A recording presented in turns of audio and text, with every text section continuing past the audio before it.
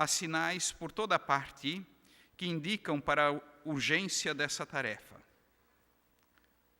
Percebemos falta de sentido, vazio, indiferença, medo.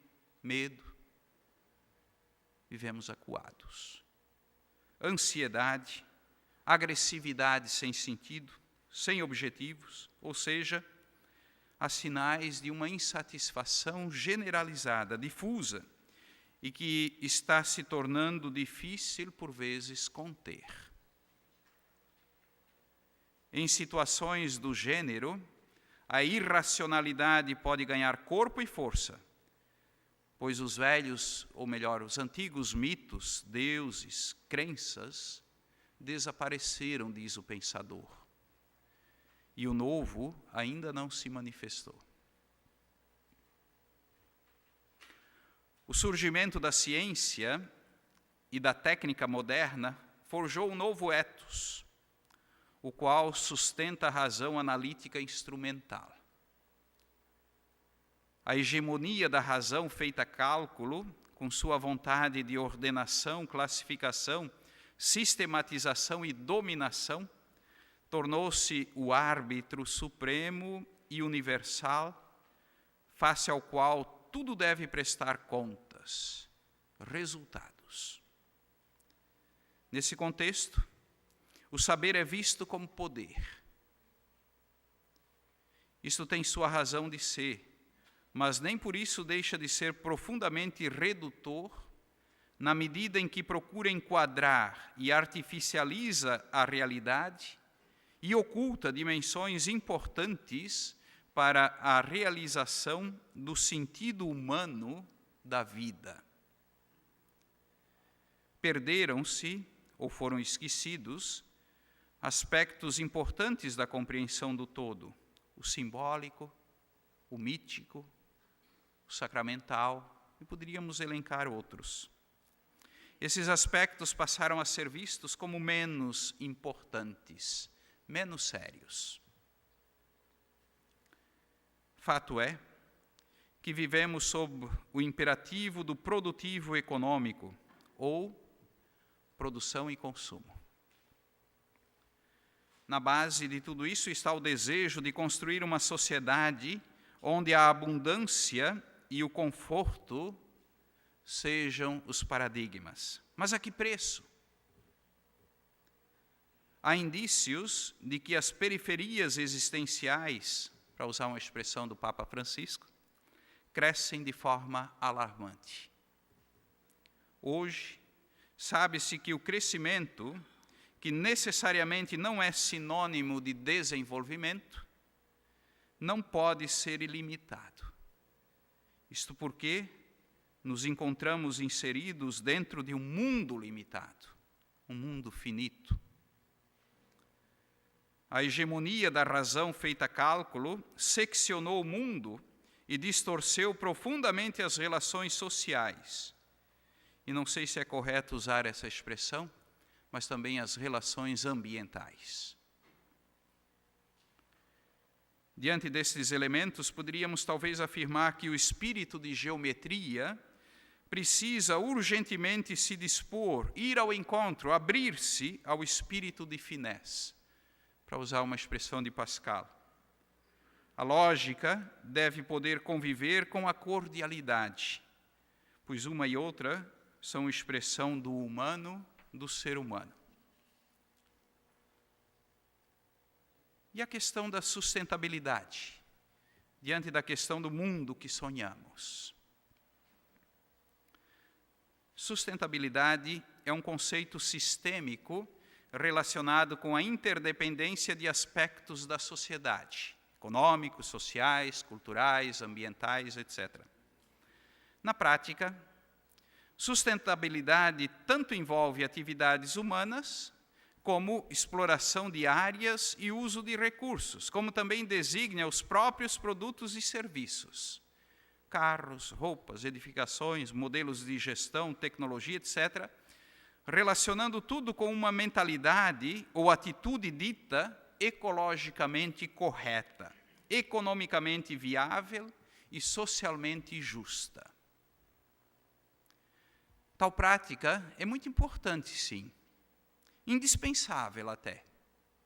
Não é, porém, suficiente para se atingir uma compreensão maior do que seja propriamente sustentabilidade. Isso porque todas as concepções acima se fundamentam em um fenômeno, ou no fenômeno denominado produção. E sua medida, isto é, o que a partir de onde se estabelece o valor, possui um caráter exclusivamente técnico e econômico. Tecnologia e economia são marcas fundamentais da modernidade, uma vez que determinam e moldam hoje todas as nossas instituições. Tudo hoje tem que ser eficiente e, se não lucrativo, ao menos sustentável economicamente. Daí a necessidade de se planejar, planificar e controlar. A excelência está na forma ideal transformada em meta, objetivo e resultado. E nesse afã de produção, tudo se transforma em meios para se atingir fins. Nada mais possui um sentido em si mesmo.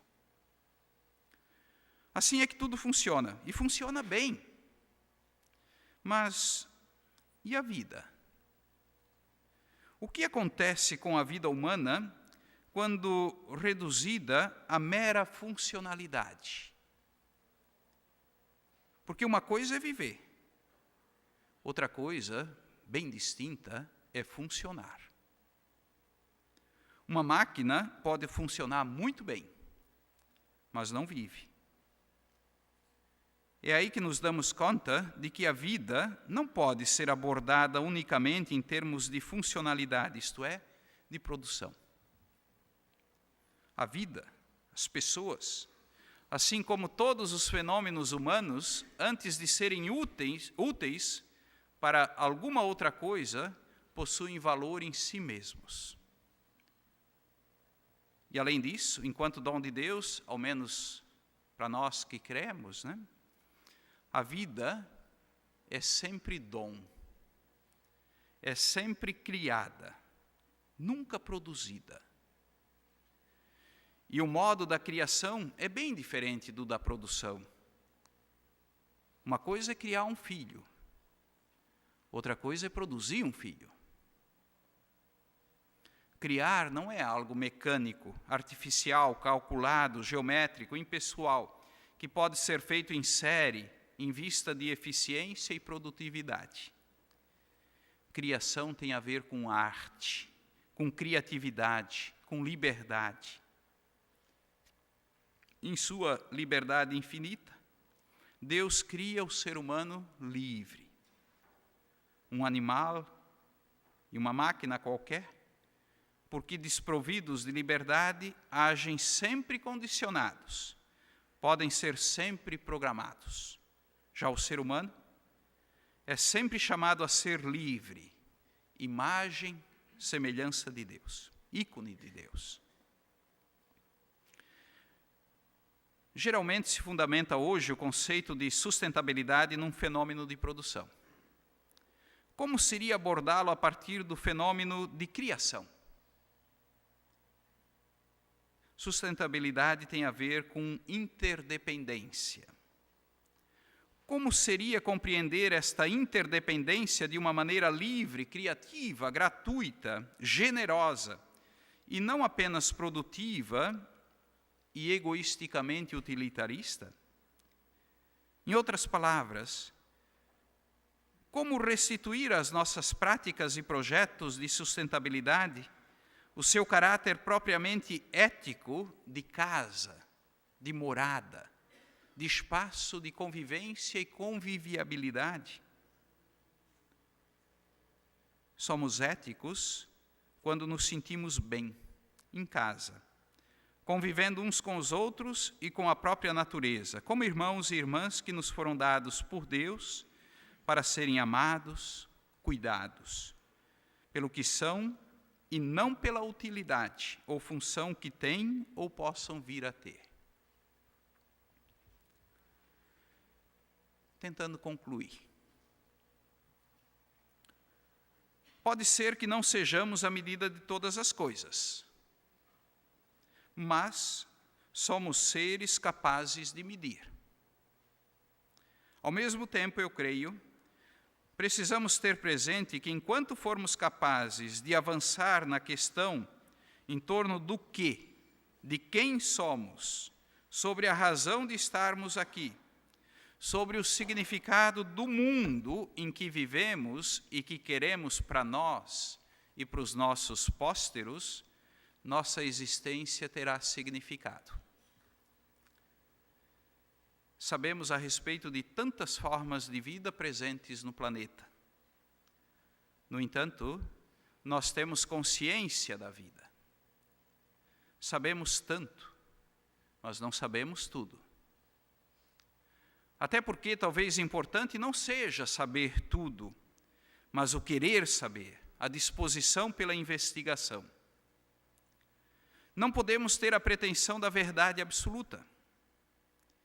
As nossas indagações desejam, querem encontrar a verdade, sim. E, no entanto, topam sempre com o verdadeiro, ou seja, com aspectos da verdade. As verdades alcançadas através da indagação, da investigação, são algo de magnífico, de maravilhoso, de nobre, de distinto. No entanto, não podemos esquecer que só funcionam dentro de certos limites e condições. As conquistas da técnica, da ciência, são expressas em descrições que parecem conter sempre maior precisão a respeito da realidade em que nos encontramos inseridos, mas não conseguem esgotar a verdade. Provavelmente, a vida no planeta Terra poderá continuar sem o ser humano, mas o ser humano não poderá sobreviver sem o planeta Terra. Por isso, nesses tempos de crise, talvez fosse importante recordar o que dizia o grande Kepler. Quando a furiosa tempestade ameaça naufragar o Estado, nada mais nobre nos resta fazer senão ancorar nossos estudos no chão firme da eternidade. No hino nacional, nós temos uma expressão muito bonita, eu gosto sempre quando vou nas escolas recordar isto com os alunos, né? Quando se diz assim, verás que os filhos teus não fogem à luta. Então talvez, não sei se essa descrição, ela é convincente, digamos assim, se isto diz da realidade e um pouco do mundo que sonhamos, mas talvez nós pudéssemos concluir com essa expressão do nosso hino nacional. Verás que as filhas, os filhos teus, não fogem à luta, ao desafio. O desafio é grande. Quando todos nós formos capazes de sonhar o mesmo sonho, esse sonho pode se tornar realidade entre nós.